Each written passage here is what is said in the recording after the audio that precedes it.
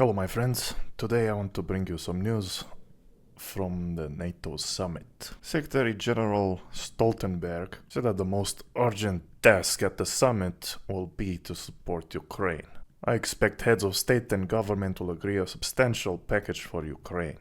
NATO will take over the coordination and provision of most international security assistance, with a command led by a 3-star general and several hundred personnel working at NATO headquarters in Germany, and the logistical nodes in the eastern part of the alliance. He added that allies will agree a financial pledge for Ukraine, and that he also expects more immediate military support to Ukraine, more bilateral security agreements, and work on deepened military interoperability. The Secretary General said that all of these elements constitute a bridge to NATO membership and a very strong package for Ukraine at the summit, adding Ukraine is moving closer to NATO. NATO has been fundamentally transformed over the past decade, including with 500,000 troops on high readiness, improved capabilities, combat-ready battle groups, and the accession of new members.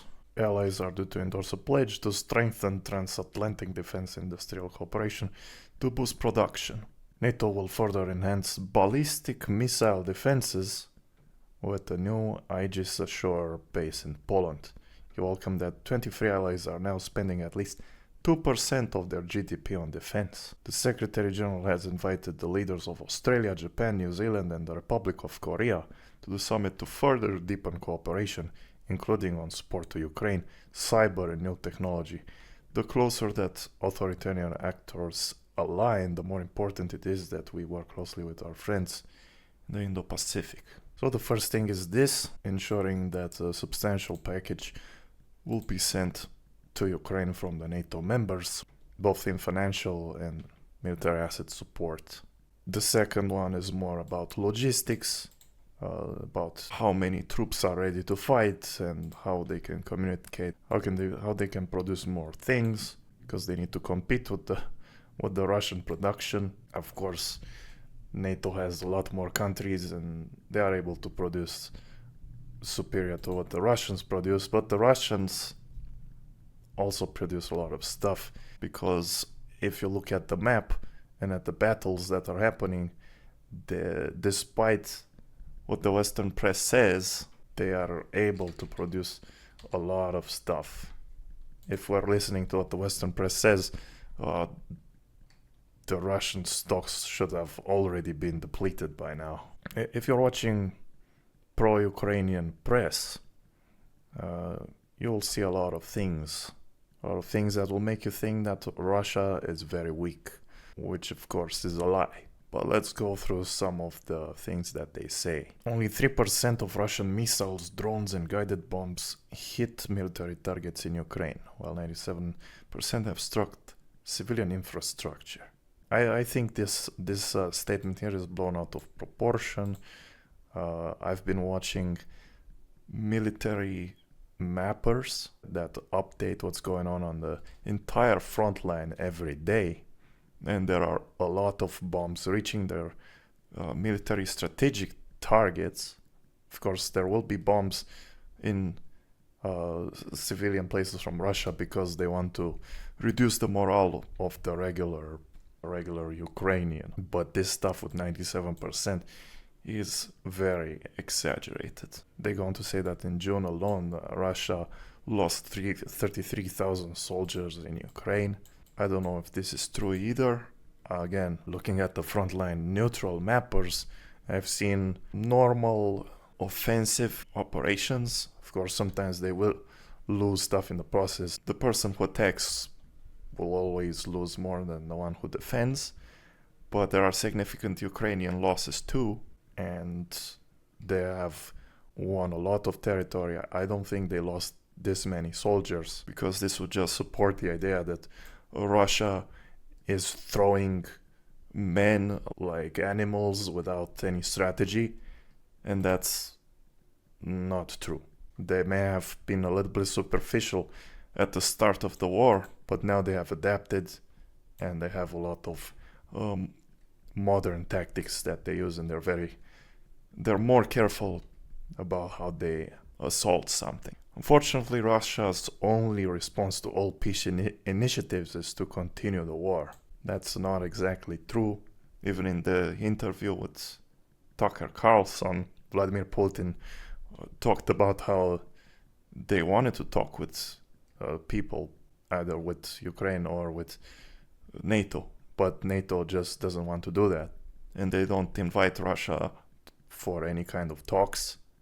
They just talk to Zelensky. Of course, we kind of know what's going on. Russia does want to get all the extra territory that they conquered. They will want to install a puppet type government in Ukraine that will represent Russia's interest.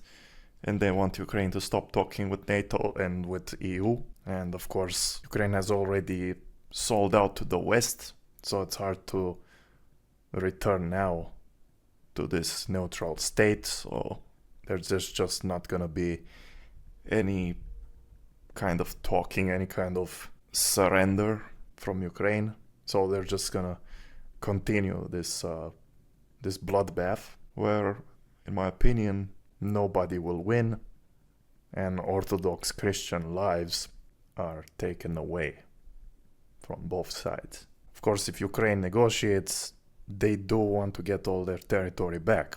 They want Russia to just disappear and have no claims. So both sides kind of have unreasonable offers to bring to the negotiating table. So they're kind of stuck in this war. Kubai goes on to say that Russia's methods resemble the darkest pages of world history, which the civilized world hoped would never be repeated. But then again, imagine how America would react if it was surrounded by bases of someone outside of NATO. How would America react to that? Because that's literally what happened to Russia. It's surrounded by NATO force, and then the only place that the Russians even put pressures to keep neutral was Ukraine. And then what did Ukraine do? Start talking with Europe and NATO. So an invasion from the Russians is exaggerated, but we don't call them the bear for nothing. So we should have known this, and we should have not poked the bear, because that's what happens. I mean, if you want to avoid bloodshed, you don't poke the bear. Crimes against humanity. I mean, these will happen. These will happen when you throw tons of bombs. And it's unfortunate. And it was also unfortunate when Ukraine launched a missile and then the shrapnel from one of the bombs that was intercepted started hitting the civilians on the beach of Crimea. That was also unfortunate, but pro-Ukrainian press doesn't talk much about that. And I'm not pro-Russian. I'm just saying we should try to be neutral in this and to keep a cool head when we interpret what's going on between Russia, Ukraine, and NATO. NATO's first objective at the summit was to bring support to Ukraine. We will get that in a second. We'll get to that. They also have other things to do at the summit, like talk about climate change, security impact assessment, and this is an interesting report. So here's the part that I want to focus on from this article. For the first time, the assessment includes an analysis of climate change impacts on NATO's potential adversaries and strategic competitors, and addresses the climate impact of Russia's full-scale invasion of Ukraine. I mean, I don't know where you are on this particular subject, but when our own politicians tell us that we can't drive our cars anymore because we pollute the atmosphere, and yet there's this war between Ukraine and Russia that involves a lot of bombs being launched every day.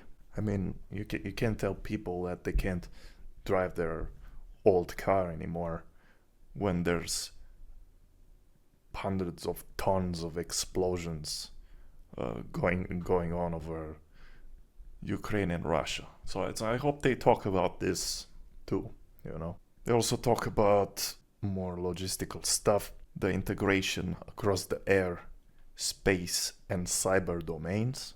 Defense ministers from 24 NATO allies signed a series of groundbreaking multinational initiatives at the NATO Summit Defense Industry Forum.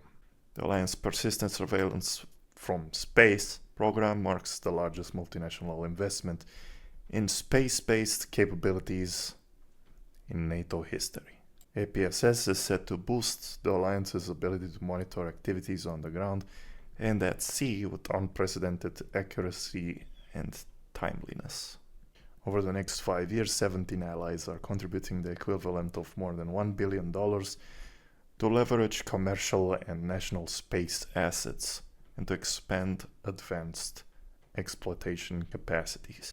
So this is a science fiction era we are entering, something that you would see in a movie, perhaps studying the Frontline in real time by the use of satellites hooked directly to the cyberspace force, basically be able to see what the enemy is doing and react in real time with missiles and stuff like that. It is going to be very scary. And they make it look like only they are capable of doing something like that. But I bet the Russians and China have something similar going on. And then modern warfare will be a place that I don't want to go. Well, I don't want to go even now. Because you go there and it's not even a fair war anymore. You just die in a transport. You go on a transport with your boys in a convoy. You hope to reach the front line, but then an FPV drone gets close to your transport, spots you, and destroys you. So it's not fun. It's not the cool war. You don't go there to have a fight like in the movies. You go there to be bombed, and you don't even get to see your enemy. So, at the talk itself, NATO brings Mr. Biden to tell us how we're gonna help Ukraine. The US and an array of other NATO allies will send Ukraine dozens of air defense systems in the coming months, including at least 4 of the powerful patriot systems that Kiev has been desperately seeking to help fight off Russian advances in the war, according to a new joint agreement. Today I'm announcing a historic donation of air defense equipment for Ukraine, Joe Biden said Tuesday at the opening of the NATO Summit in Washington. The United States, Germany, the Netherlands, Romania, and Italy will provide Ukraine with the equipment for 5 additional strategic air defense systems. In the coming months, United States and others will provide dozens of other tactical air defense systems and hundreds of munitions for them. The announcement was made with much fanfare as the summit opened at the Mellon Auditorium, where the North Atlantic Treaty was first signed in 1949, establishing NATO. There, both Biden and NATO Secretary General Jens Stoltenberg spoke urgently about the importance of the alliance and the need to stand together in support of Ukraine. And Biden gave this Medal of Freedom from the United States to Mr. Stoltenberg. It all looked very fake and stupid, if you ask me. Something that you would see in maybe a Russian show-off show or something like that. Russian President Vladimir Putin wants nothing less than to wipe Ukraine off the map. And we know Putin won't stop in Ukraine. But make no mistake, Ukraine can and will stop Putin. Well, how do you know that Putin won't stop in Ukraine? Putin has said on video that he doesn't want to attack a NATO country because NATO has multiple times the arsenal that Russia has, and he's not crazy to start a war with NATO. But yes, he won't stop in Ukraine. He might try to get a patch of land called Moldova, which used to be part of Romania, might try to do something there.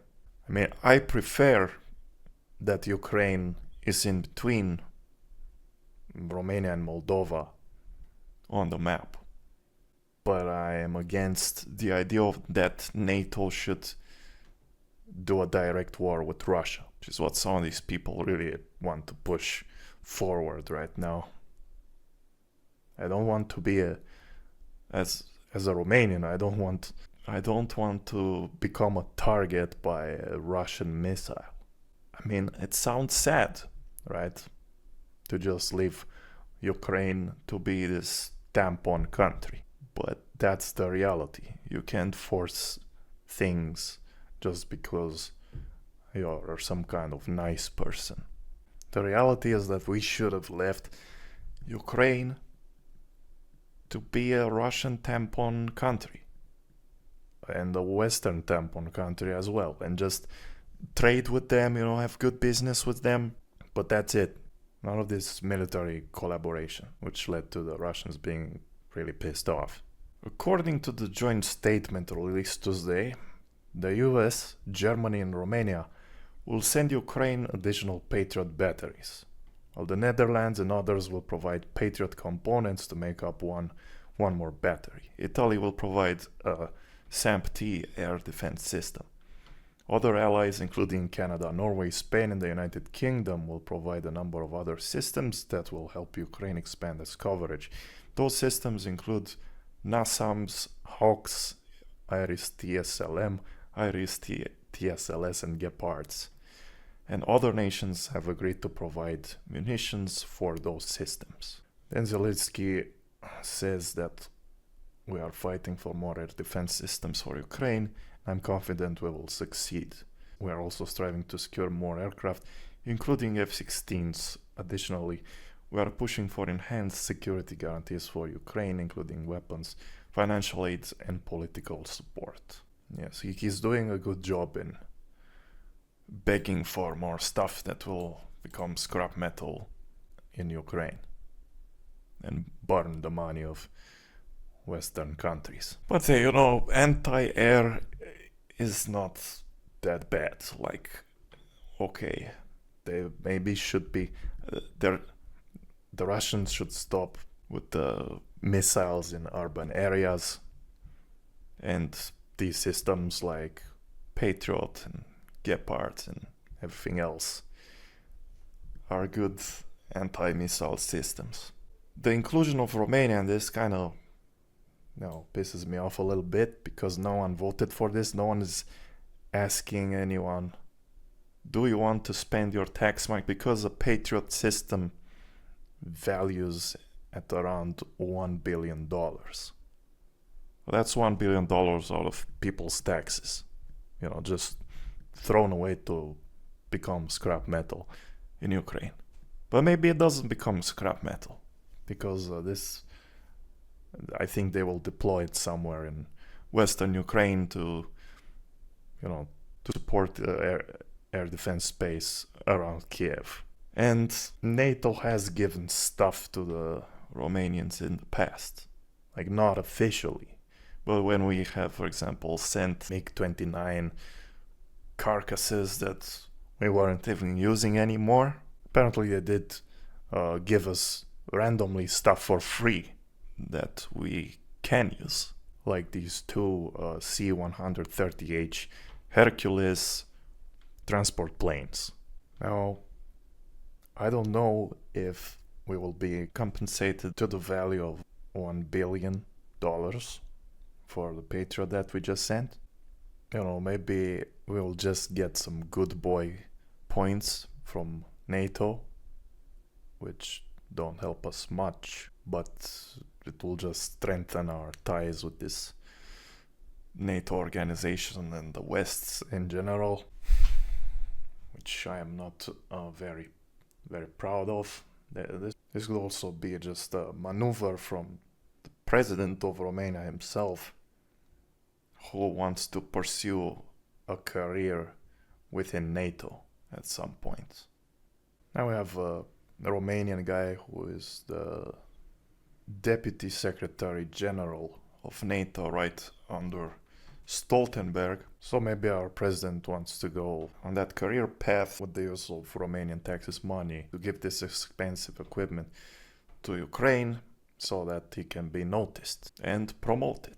Now, of course, all these other countries, United States, Germany, Netherlands, Italy, do have much more money than Romania, so they don't really feel it that much when they give expensive stuff away, but Romania will feel it, and it's not justified unless we get compensated, and we will see if that happens. But anyway, it's not worth to do it anyway, because it's not our war.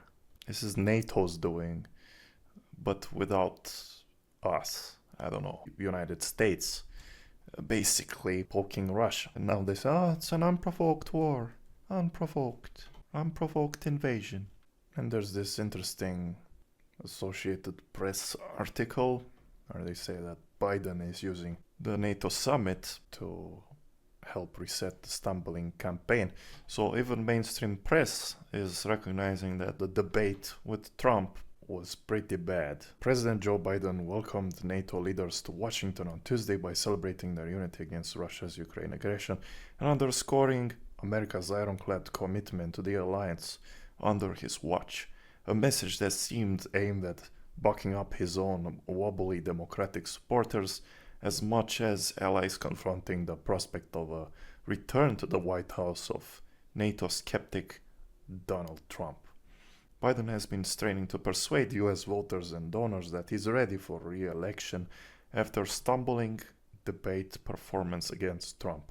He's been making his case on the campaign trail in a defined letter to Democratic lawmakers and now at an international summit that he's still up for 4 more grinding years in the White House. Today, NATO is more powerful than ever, 32 nations strong, Biden said as he welcomed leaders at an evening event to mark the 75th anniversary of the alliance. It's good we're stronger than ever because this moment in history calls for our collective strength. Several Democratic House members have publicly called on him to quit his campaign. Other lawmakers in private conversations have urged him to step aside, and several high-profile donors have raised concerns about his validity in the race against Trump. Biden on Tuesday announced major steps the US and other NATO countries are taking to beef up Ukraine's overwhelmed air defense. Isn't it interesting that this hospital destruction in Ukraine happened just a day before this summit? The US, Germany and Romania are donating additional Patriot batteries, while the Netherlands and other allies will donate additional components to operate the Patriot battery. Italy announced last month it is sending an SAMPT defense system to help Ukraine. I've already said this. Other allies, including Canada, Norway, Spain, and the United Kingdom, will provide other systems aimed at improving Ukraine's defenses. This is a pivotal moment for Europe and the transatlantic community, and I might add to the world. And there we go. Biden also announced he was awarding outgoing NATO Secretary General Jens Stoltenberg the Presidential Medal of Freedom. Yeah, it all happened with a nice cinematic orchestra playing live there to create this epic feeling of amazing freedom. And it took Joe Biden like 1 minute to put the medal around the guy's neck. Pretty lame. Of course, the political situation in the West is changing. Italy, for example, has an anti-immigrant League party, which Deputy Premier Matteo Salvini says things like, the health condition does not seem very good to me. Also, we had Viktor Orban from Hungary having conversations with Vladimir Putin in Russia to see what's going on. And he got heavily critiqued by the EU. Why did he go and talk with Putin without getting the approval of the EU? It's ridiculous to me. But things are changing and people are voting. And I hope Donald Trump gets elected in the United States. In fact, I think if Donald Trump was president, none of this war would have happened. All I see Joe Biden's administration doing is escalate more the conflict instead of diffusing it and accepting the Ukrainian negotiation with a little bit of a compromise for Ukraine. Instead, they're just pushing for full-on war with the Russians, which is a complicated solution. I don't think you can defeat Russia without shedding too much blood. I think it can also lead to World War III, where there will be no winners. Because if they start using the nukes, if the nukes don't kill you, then the nuclear winter will, and everyone will die. Except for maybe some elites who have underground tunnels, literal cities underground, just for them to live while we all die above ground. So go ahead and support war. War is good for you, I guess. This is an immense opportunity for him to lead with vigor and energy, to underscore his commitment, the administration's commitment, for that matter, Congress's commitment to the alliance, to underscore that he brings to the table the resolve that has made NATO so successful. Jan Brzezinski. Yeah, they're all very successful, aren't they? They will win. Ukraine is winning, for sure. Forgot to mention this, that Romania's second Patriot system is operational after a drone destroying drill in June. So yeah, they just tested to see if it works. And they were like, oh, okay, let's just send it to Ukraine. We don't need it. Yeah, let's just send it, become scrap metal in Ukraine. It's great. Ukraine is winning, even though if you look at neutral mappers, it's a completely different story. You will see that Russia controls most of the front line. Follow daily neutral mappers, frontline mappers on YouTube, like this guy, Weeb Union. I know the name sounds stupid, but the content is pretty good. So the Southern Front, nobody is doing much of anything there. It's just a stalemate. But here on the Eastern Front, there's a lot of activity, and usually Russians take village by village. You know, they had a big battle in Avdiivka, and after that, the fall of Avdiivka, where of course the Western press was like, oh, Russians were just throwing thousands of their men to death to capture this place, and they're such brute animals that don't think about their own people, which of course it's not reality. The reality is that Russia has modern military tactics. So let's check out a bit, just so you can have a taste of what this type of content looks like. You can decide if you want to follow it or not. In this one we have several developments, although there are a lot of territorial changes. In the direction of Avdiivka, the Russians continue their active offensive operations in the direction of Luzovatske, Yevhenivka and Novoslivka Persha. In the direction of Novoslivka Persha, the Russians launched a flanking maneuver from the Novopokrovsk direction to flank to the south of the Ukrainian fortified position, and is now attacking it both from the north and from the east at the same time. It is reported by Deep State Map that the Russians are currently launching offensive operations to gain a foothold in Novoslivka Persha from the north and east. This includes from the roads here to the main eastern positions, the fortified direction. So we're talking about a complete encirclement of Novoselivska Persha. And to give you a little bit of context, Avdiivka, the place where the big battle took place, is more to the east. And since then they have taken village after village, slowly, step by step, usually with tactics like bombing a place and then doing a offensive operation with the infantry and then capturing and then moving on to the next defensive belt. Sometimes this is what these yellow lines mean. Defensive belts that are in place to try and keep the enemy away from the next objective. And so they've been fighting and taking over all of this stuff slowly, and now they are encircling this other, significant strategic point, which is Novoselivska Persha, a town.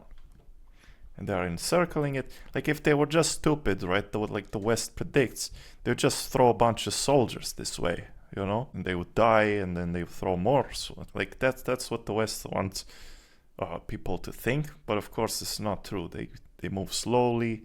They try to get important positions and then encircle a place and take it over. Persia from the north and east. This includes from the roads here to the main eastern positions, the fortified direction, and to the northwest.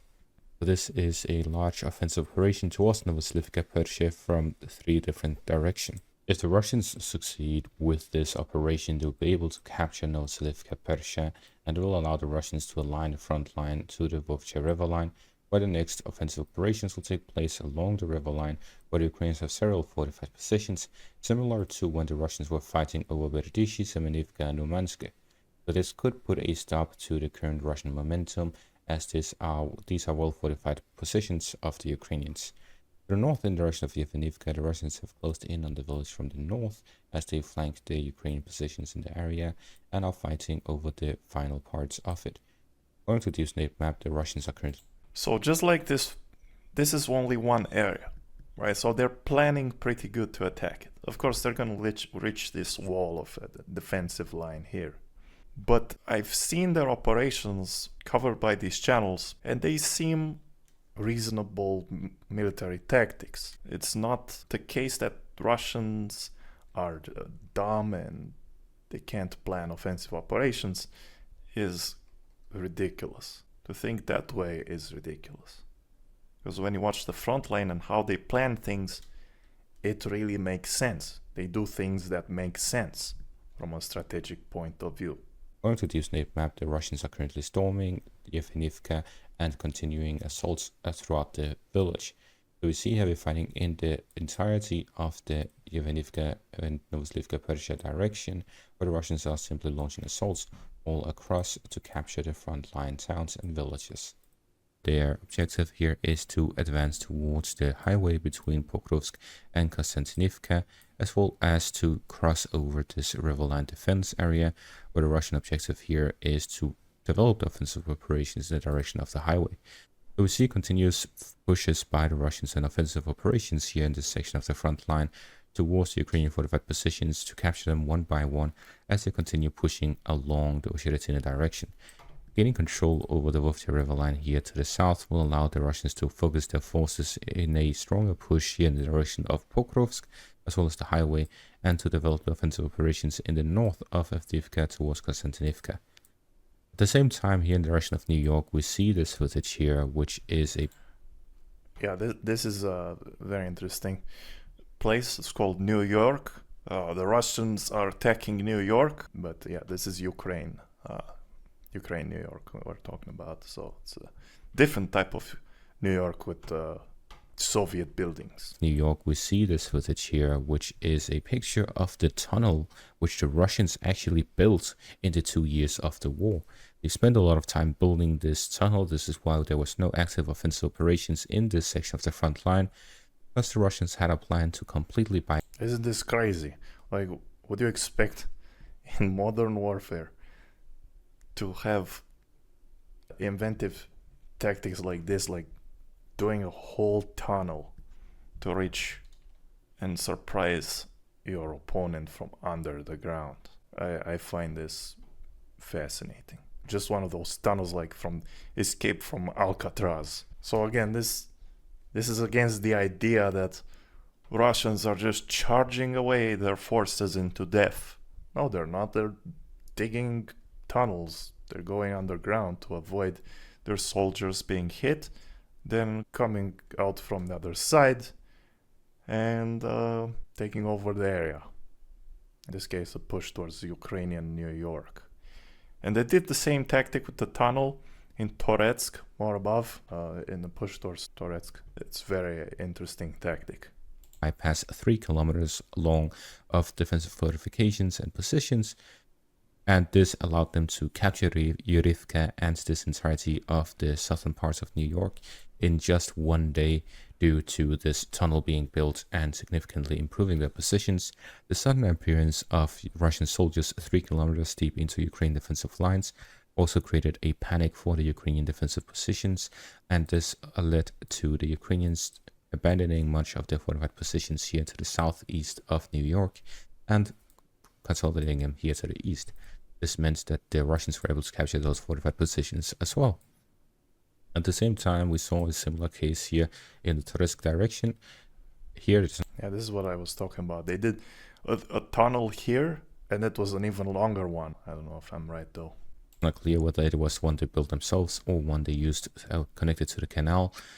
But either way, we see that the Russians made use of tunnels both in the direction of Toretsk and New York to develop their operations and gain a lot of ground, which allowed them to bypass Ukrainian fortified positions and now fight over the next lines of defense.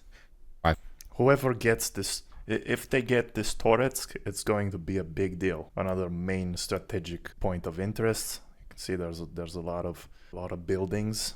This is not just a village, so it's very important. There are similar such points on the map, and the Russians are getting closer to them. Bypassing the first ones, as we see there's no significant Ukrainian defensive positions south of New York, and to the east of Toretsk there's the second line of defense, and the Russians have captured the entirety of the first one. The developments here in the Toretsk and New York section of the front line is critical because it demands a lot more units to be redirected here to establish and securing the front line after the Russian breakthrough.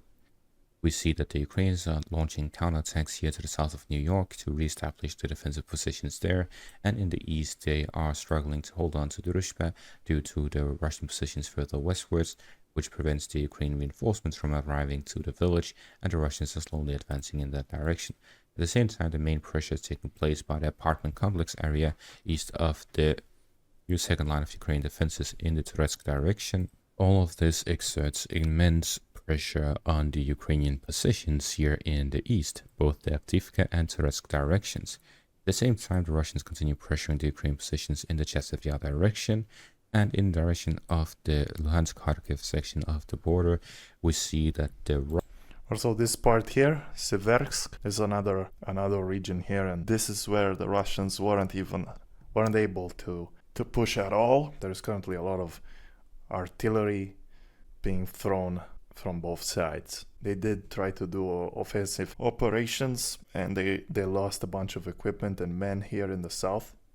You know, maybe the Western press will take this and will say, hey, look, this is a case where Russians are throwing their men into the meat grinder, and that's what they're doing all over the front line. You know, they're always going to exaggerate it. But no, it just happened here. And it's a normal offensive operation. It's happening. Like, if you are attacking someone, you are going to lose men. But there's a difference from saying that and saying that they're all just dumb and they're just running to their deaths across the entire front line. Russians are deploying missile strikes on the bridges across the Oslo River line, as we see in this footage here. We see that. Oh yeah, here you go. So, yeah, what about that whole 97% missiles not being thrown at strategic targets? I guess that goes down the drain when you actually see that they are hitting important targets. That while there are offensive operations taking place near the front as the Russians storm Ukrainian positions, they're also hitting the supply lines continuously, both with missiles and bombs, and we see at the same time heavy bombardment of the front line. So we see several Russian offensive operations taking place, both in the direction of Konstantinivka, Avdiivka, Volodar, Toretsk, Chasiv Yar, and in the Luhansk-Kharkiv border area. In this entire eastern front, there's constantly Russian offensive operations as they continue their pressure in the direction of the Ukrainian forces. In the northern part of the front line, in the Kharkiv section. Now, this is the part of the front line in the north where Ukrainians are actually doing some successful operations. And this is a small area compared to all compared to the rest of the front line. But, you know, when I show these mappers to pro-Ukrainians, they won't listen. They'll say that these people are biased against Ukraine. But how can you be biased when these people are recognizing that Ukraine is having some success? And maybe they don't complain so much about this channel, the Web Union, but they do complain about the military summary channel, which calls this, he doesn't call it a war, he calls it special military operation, just like the Russians, and sometimes he's sarcastic towards the Ukrainians. So yes, maybe he has a little bit Russian bias, but look, when it comes, like, when I see this channel, the most words that I hear is according to pro-Ukrainian information. So even when he's talking about Russians gaining ground, he gets it from pro-Ukrainian brigades, military brigades reporting what's happening. So if he was such a biased Russian guy, shouldn't he be having just information from Russian brigades? He also is also covering the fact that the Russians are losing in Khliboke and Volchansk, which to me looks like has decent coverage. So let's look a little bit at his style. He also shows video, and he geolocates all the information carefully before he makes changes to the map. The Russians reported that during the previous 24 hours, for the first time since the battle for Liptsi and this area, the Ukrainians used drone swarm tactics. The Russians are saying that during the previous few days, the Ukrainians used the biggest number of drones ever in this direction, and probably these tactics gave some results to Ukrainians, because if you remember, the Ukrainians managed to at least improve and to restore control over around 40% of the village of Gluboko. And furthermore, the Ukrainians established complete fire and FPV drone control over the main supply roads that goes to the same village. So let's wait for additional updates. Now let's move to Volchansk direction. We have additional changes on the map, as you can see. The Ukrainian sources published the video, more precisely the forces of 82nd Brigade of Armored Forces of Ukraine published the video of how they were FPV droning the Russians in this part of Volchansk. And based on this video, we have adjusted the map and returned this territory under complete Russian control. If you remember, a few weeks ago there were posts from different neutral mappers about Ukraine control over this territory, but as you can see, that information didn't find its confirmation on the ground and with geolocations. Now let's talk about probably the most important updates about the situation along Vovchi River to the south of Ovchansky aggregating plant. More and more sources, more and more pro-Russian sources confirm information that the Russians did manage to cross Vovchi River and that the Russians are trying to dig in deeper in this part of Okay, here he is saying pro-Russian sources. So yes, he will say pro-Russian sources, but in this case specifically, it's pro-Russian sources because, you know, there's the summit happening in NATO. So the pro-Ukrainians, they kind of have to report that they're having a lot of victories in the north, you know, so that they can go to NATO and say, oh, look, we're doing so good. And then they can get more support. So they're hiding the fact that Russians actually made some progress in Volchansk compared to when they actually started the offensive, because Ukrainians did have a lot of progress in Volchansk last week, but now we find out that the Russians have managed to cross the river, which is an important situation to think about the Battle of Volchansk. Of course, this is one of the most important updates, one of the most important piece of news. Of course, we need more details, more geolocations, and more information from more reliable sources about the changes on the map. But once again, if this information is correct, we see that the Russians are trying to change the game in Vovchansk. And while the Ukrainians were trying to counterattack the Russians in this area, in the northern part, or to unblock the main supply road, the Russians managed to conduct a very successful, probably unexpected operation, and now are trying to expand their positions in the southern part of Vovchansk.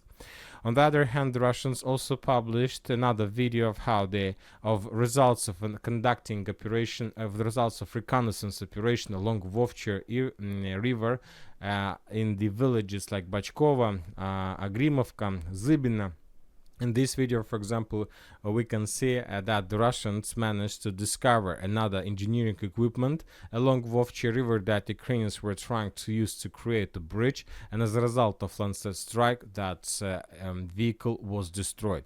So we see the Ukrainians continue building or attempts to build bridges with the purpose to concentrate more forces on the Russian side of Vovchi River. Now let's move further. So again, another target hit, while the Western press says that they can't hit anything. In Kupin's direction, we have additional updates from Sinkovka-Petropavlovka area. The Russians, as a result of offensive operation, managed to improve their positions according to pro-Ukrainian mappers. Yet we haven't received any details or videos or geolocations confirming neither. According to pro-Ukrainian mappers, there you go. This progress of armed forces of Russian Federation nor of this, but summarizing everything, we see that the Russians are in an active offensive operation with the purpose to get as close as possible to Petropavlovka. As for Pishane, the Russian sources reported that there is a real operational crisis among the Ukrainian soldiers and forces. We have reports that some Ukrainian soldiers and forces and units have already abandoned their positions in Pishanovka and moved in direction of Oskol River. We don't know for sure about brigades, what brigades decided to do this, or how many forces have left their positions and moved to Oskol. Don't know yet, but most likely, if it's true, if this information is correct, that means that the Russians and the Ministry of Defense of Russian Federation sooner or later will confirm Russian control over this territory or additional control. Now let's move to Chasov Yar direction. We haven't received. It's very interesting to watch multiple channels covering the same subject. You get a bigger picture by watching two interpretations. So now we're gonna see how the military summary channel sees the parts of the Eastern Front that we've already seen and covered by the WIB Union channel. Almost anything from this area. The clashes, there are very heavy clashes. The Russians conducting reconnaissance operation, the central part, trying to get as many as possible liquid targets and to destroy them. Very interesting details and reports are coming from New York. Today we got report that the Russians managed to significantly improve their positions inside of Petrovska Gora. At least this information was confirmed by pro-Ukrainian mappers Deep State. Pro-Ukrainian mappers, once again, he's not biased, he's using pro-Ukrainian sources. We don't know for sure whether the Russians managed to do this and where exactly the real Russian positions, but obviously we see that the progress of the armed force Russian Federation is significant. And the clashes are taking place for Petrovska Gora, and the most important is that the Russians, almost without any resistance, managed to establish complete control over high-rise area of this small block. So this is one tiny detail that does show you that the Russian infantry is very careful about how they push, because they're not just blindly running into battle, but instead they're capturing the highest buildings. They're thinking about that.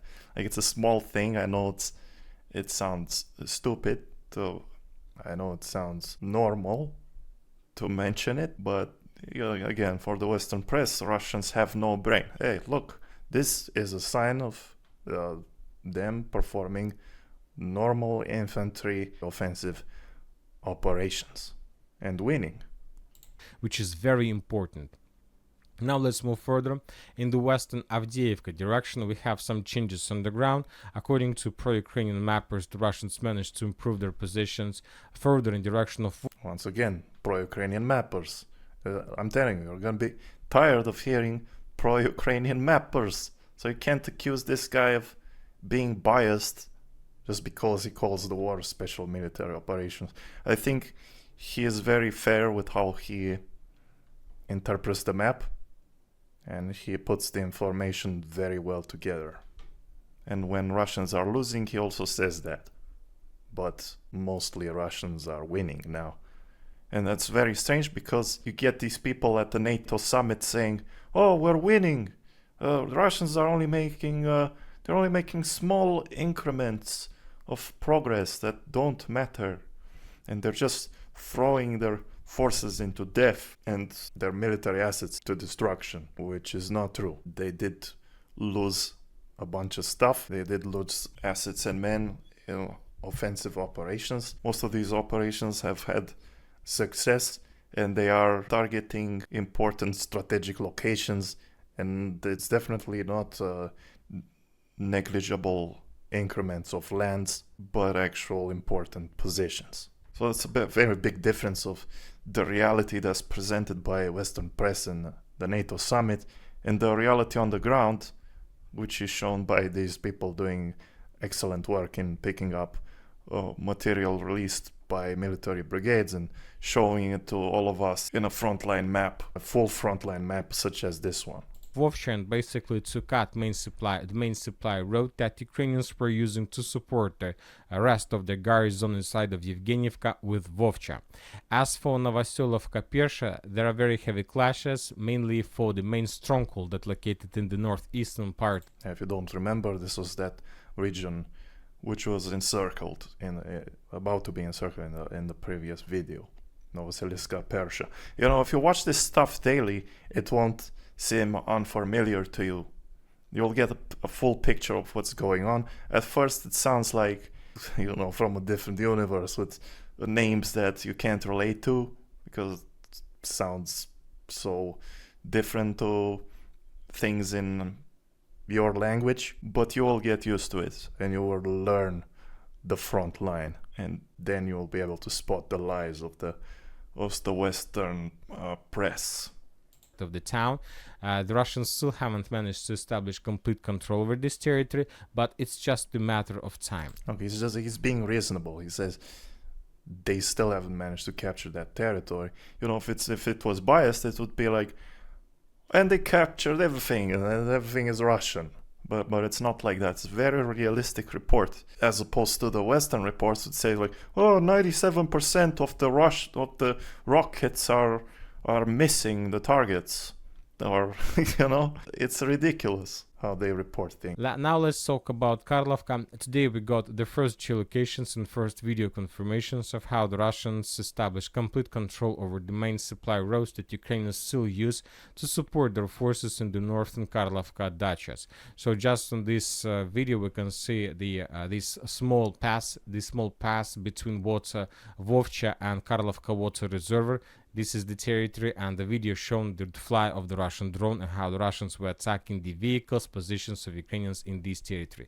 So, of course, due to this complete control over the main supply roads, once again, you know, it's video conferences, it's geolocated video confirmation. It's not words without proof, like you see in the Western articles. It's also just a matter of time when the Ukrainians will decide to abandon their positions from this area as well. So let's wait a few. And I'm not saying all of the Western articles are bad. There maybe are good ones, but the general vibe when you read those articles is that Russia is nothing, because they want to convince people to go to war with Russia because it will be so easy to conquer Russia, right? Since Ukraine is doing so well against them, which they aren't doing so well actually. More days and this battle will be finished, obviously.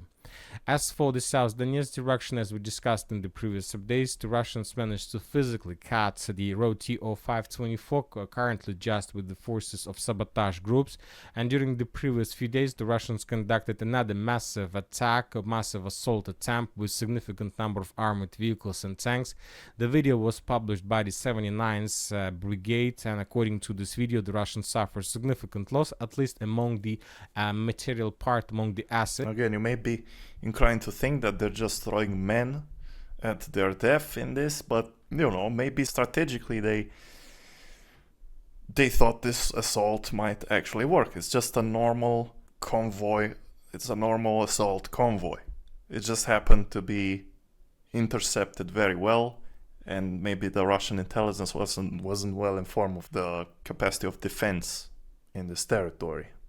You know, so it's the normal thing that happens in war. It doesn't show that Russians are dumb or anything like that. It just happens. And again, during the counteroffensive of the Ukrainians, we also saw Ukrainian convoys getting ambushed and destroyed. So it's a normal thing. So we don't have, let's say, videos of how the Ukrainians were destroying Russian infantry, just armored vehicles that most likely was abandoned during that attack. So a lot of destroyed vehicles, and according to geolocations, according to the coordinates, we can make a conclusion that the Russians were trying to attack the eastern part of Konstantinovka with the purpose to enter this territory and to establish more or less reliable foothold in the borders of the town itself. So this is the first defense belt, and if the Russians are able to capture, then it's going to be the beginning of the battle for the main logistic hub. And after the battle for Konstantinovka, everything should become a little bit faster than it is right now. As for Kherson direction, as for Zaporozhye, we haven't received anything. And another important update that I would like to discuss with you to finish the video is the information that we got from Saudi Arabia. Saudis warned G7 against Russia's seizure with death cell threat. This is very important information because we see that regarding the fact that the Western countries in the European Union are trying to isolate Russia, they can't do this because there are too many countries, too many people who has common interests with Russia. We have India, we have China, we have Saudi Arabia, we have a lot of countries, and we see that all these problems that Western countries in European Union try to Yeah, so they have a very realistic interpretation. You know, the Western press is trying to make people think that Russia is isolated. You know, you've got Biden in the NATO Summit saying, oh, we have successfully isolated Russia from the world. Or was that during the press conference with one of the generals of the United States? He said like, oh yeah, we have successfully isolated Russia from the world. No, you haven't. There's tons of places in the world that are still collaborating with Russia. And depending on how the war escalates, they might collaborate even more with them, you know, militarily. So, you know, we gotta be careful about these things. And we gotta be careful about how we consume this information with wisdom in mind, analyzing and researching from different sources. So I will post these channels, Military Summary and Whip Union. They do daily updates about these things. As you can see, this video on Military Summary was just posted 5 hours ago. So if you want to have a big picture of the front line, this is how you do it. You know, not reading a news title in like CNN. It's not how it's done. Sure, it may take 15 minutes or, you know, sometimes even longer videos. Sometimes 20 minutes, 25 minutes to go for one of these frontline videos. But in the end, it's worth it because you get informed and you don't get lied to with one news title and a few paragraphs saying how Ukraine is winning and how NATO is the best. No, that's just ridiculous to me.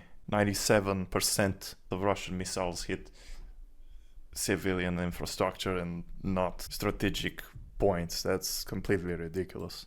And let's not forget that Russians basically shut down the whole power supply from Ukraine. Ukraine is borrowing power now. They're buying power from Romania, Poland, and Ukraine.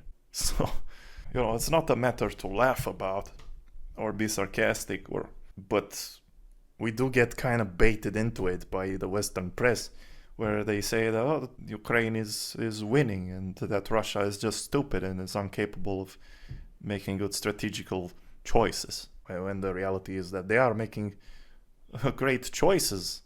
Well, not morally. I'm not talking morally. Of course, war is bad, but I'm just saying military strategy. They are good at strategy, especially taking into account that Ukraine has access to all this NATO equipment. It's not just Russia versus Ukraine.